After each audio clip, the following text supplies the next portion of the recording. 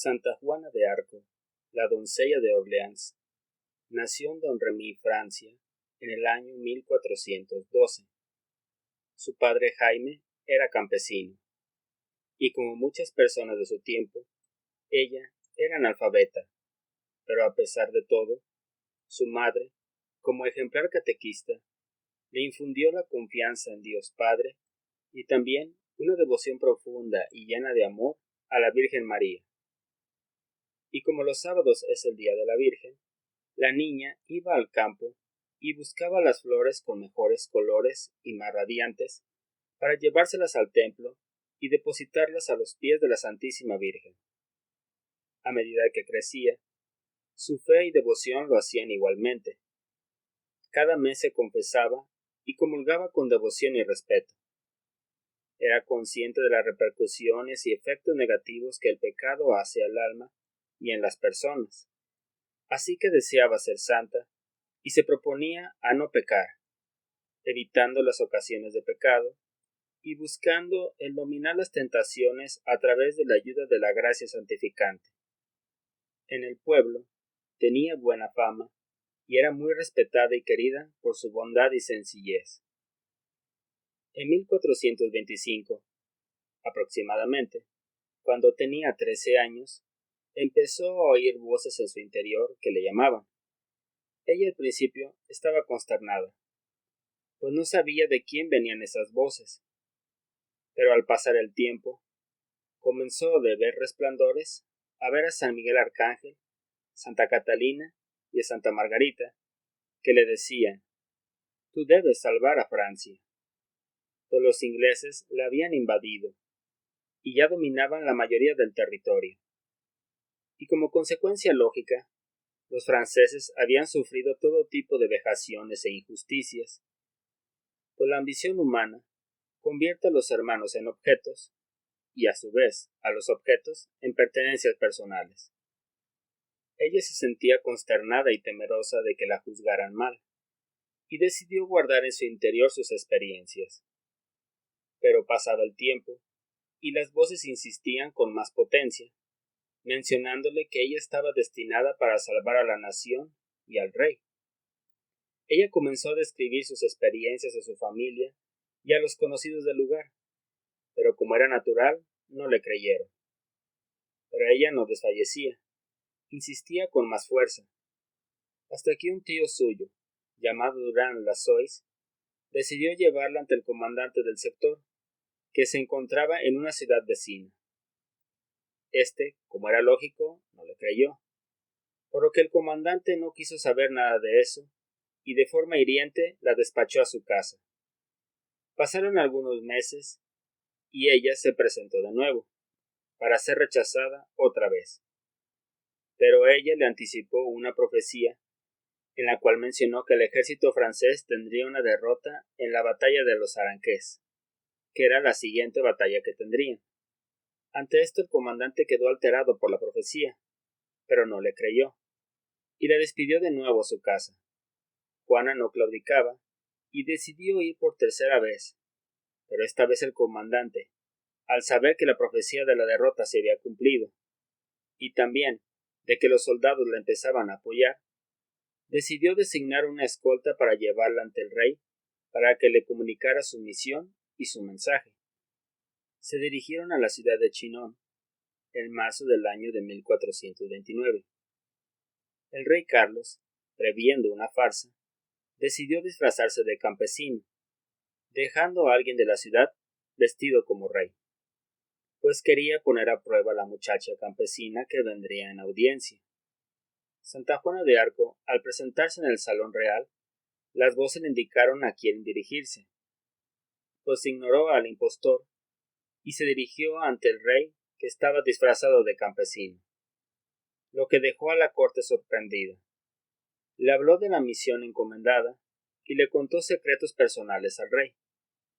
Este decidió crear una comisión teológica para que la investigara, pues temía que fuera obra del demonio, lo que causaría un descrédito hacia él, si la apoyaba. La comisión llegó a la conclusión que era una muchacha de vida intachable, buena cristiana, con virtudes de humildad honestidad y sencillez. Ante semejante acto, y por la resolución de la comisión, el rey se convenció de la seriedad de ella. La situación era terrible para Francia. Solo quedaba Orleans como la última ciudad por caer, y ya estaba sitiada. La moral de los soldados, de los políticos, del pueblo y del rey se encontraba por los suelos. Es decir, era inminente la caída. Santa Juana de Arco le pide que ella sea la que mande las tropas. El rey, ante lo inminente, y porque ya habían tratado muchas opciones, le concede el mando. Para estar más acorde, el rey Carlos, apodado el Delfín, le comisionó una armadura de plata. Ella mandó hacer una bandera blanca con los nombres de Jesús y de la Virgen María, y le llevaron una espada encontrada bajo el altar de la iglesia de Saint-Catherine de Ferrius, para después, con 10.000 hombres, se dirigió a Orleans, llegando el 29 de abril del año de 1429. Muchos de los soldados y generales estaban renuentes de ella, por lo que el 4 de mayo los franceses atacaron la Bastilla de Saint-Loup, que era la fortaleza situada a las orillas de Orleans. Pero por esto no decidieron informar a Juana del ataque que harían. Los franceses no consiguieron vencer, y ya venían de retirada, derrotados y humillados. Pero ella se dio cuenta, y tomando su caballo y estandarte, los encontró en el camino y los combinó a atacar de nuevo.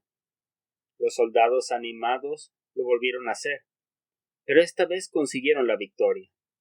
A partir de eso, ella los animaría en las siguientes batallas, ganando en todas, y nunca dejó bajarlo en moral, aun y cuando ella fue herida en muchas ocasiones. Los soldados franceses, animados por la presencia peculiar de ella, exaltados y fortalecidos, lucharon con valentía, logrando expulsar a los ingleses del sitio de Orleans. Los franceses estallaron de alegría, pues obtuvieron un triunfo que necesitaban desesperadamente. Ante la sorpresiva victoria, el ejército francés se sintió motivado, y junto con ella, liberaron varias ciudades en poder de los ingleses. Ella participaba animando, infundiendo valor, pues ella nunca luchó en ninguna batalla. Ella era una joven fuerte y valiente, y nunca decayó su espíritu a pesar de la adversidad. Ella siempre se levantaba para animar a sus tropas y proseguir sus esfuerzos para conseguir su victoria. Esta era toda su participación. La situación cambió, y en Francia se percibía un clima distinto, y por consecuencia se presionó a Carlos para que se coronara rey de Francia. El débil rey aceptó con algunas reservas. Después de algunas batallas, fue coronado en la ciudad de Reims el 17 de julio del año de 1429. Pero el poder corrompe, y muchos que rodeaban al rey sentían envidia y celos de Juana de Arco, y además que no deseaban que ella creciera en importancia, así que decidieron criticarla y buscaban entorpecer sus proyectos. La campaña fue exitosa, y avanzó a tal grado que solo les faltaba París para conquistar la victoria definitiva, por lo que Juana se dirigió a la ciudad. Pero el rey Carlos se dejó envolver por las críticas de los enemigos de ella, y además hizo pacto con los ingleses, retirándole sus tropas, a lo que Juana se quedó sola. Ella, con un pequeño ejército y con voluntarios, conquistó otras pequeñas ciudades, pero ante lo poco que contaba, era inevitable una desgracia, y por consecuencia fue herida y hecha prisionera por los borgoñones, que eran franceses traidores de clase alta. La situación de Juana era de absoluto dolor, pues fue abandonada por los franceses, y ante esto, los ingleses, deseosos de venganza, pagaron 10.000 libras de Turena a los franceses traidores para que la entregaran, por lo que al final accedieron entregándola a sus enemigos.